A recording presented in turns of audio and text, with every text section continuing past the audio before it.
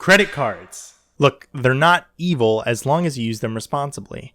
Credit cards can be a very powerful tool. Not only can they offer you things like purchase protection and free hotel stays, but they also offer you a sweet little reward called Cashback. Cashback is a credit card company's way of rewarding you for using their card. And it works, obviously. So much so that there are entire communities built around these credit cards and cashback rewards that you can earn from them. This is called credit card churning.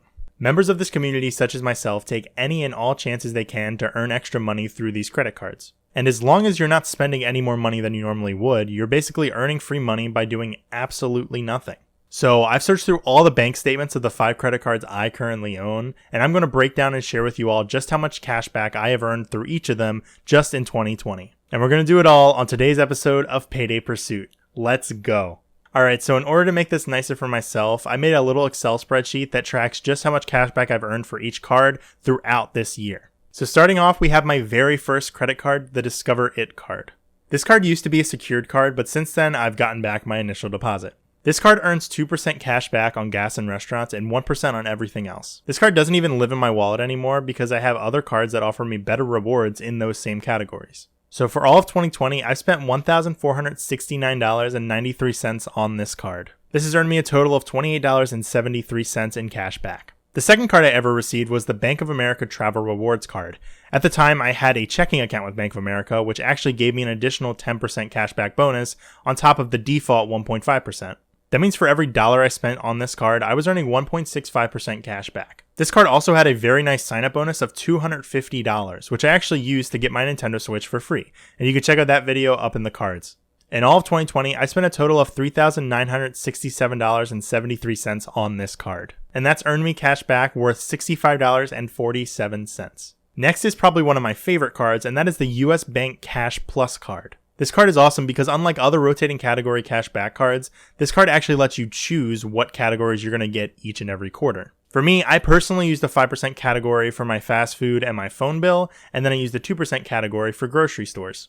In 2020 so far, I spent a total of $2,806.90 on this card, and this has earned me a total of $105.06 in cash back. Next is a card that I'm not entirely proud of. Normally, I wouldn't recommend these type of cards, but I do own a retail store card.